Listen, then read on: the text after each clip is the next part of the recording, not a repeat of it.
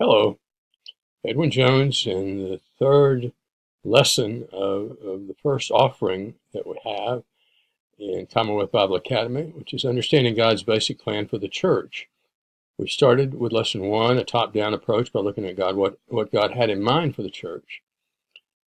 And then we went from there to three ways that God got there: the promise made to Abraham, things that were said to David in the covenant made with him, and also some things dealing with the Holy Spirit and how the Holy Spirit would be brought into this, and how all three of those things would come to pass on Pentecost to establish the Messianic kingdom of Christ. I hope you enjoyed that study and all the ones that we have had so far as we begin to wind it up.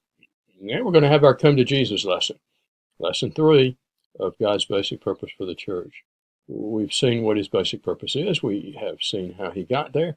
And now we want to look at how we actually engage it by coming to Jesus. And we will see there's a message preached.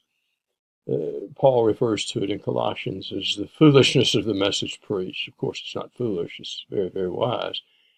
It's a message, the gospel, 1 Corinthians 15, 1 through 4, the death, burial, and resurrection of Christ. It's preached on Pentecost. People in that audience that were convinced that Jesus was, in fact, who he said he was, and who Peter declared that he was through proving it by Scripture, were pierced in their heart, and they want to know, what do we need to do? Men and brethren, what shall we do? We want to look at the preaching.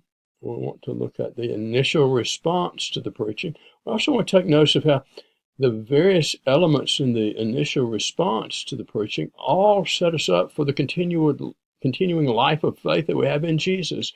Because as we have noted, discipleship, Christ-likeness is part of what this is all about.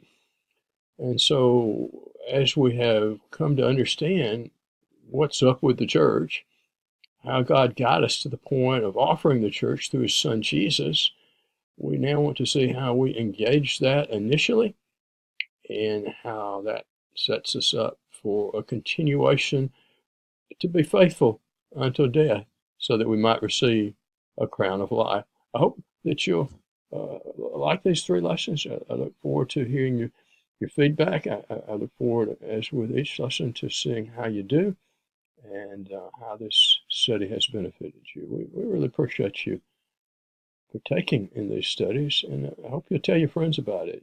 They're not easy, as you know, if you stayed with it. You've got to want to do it.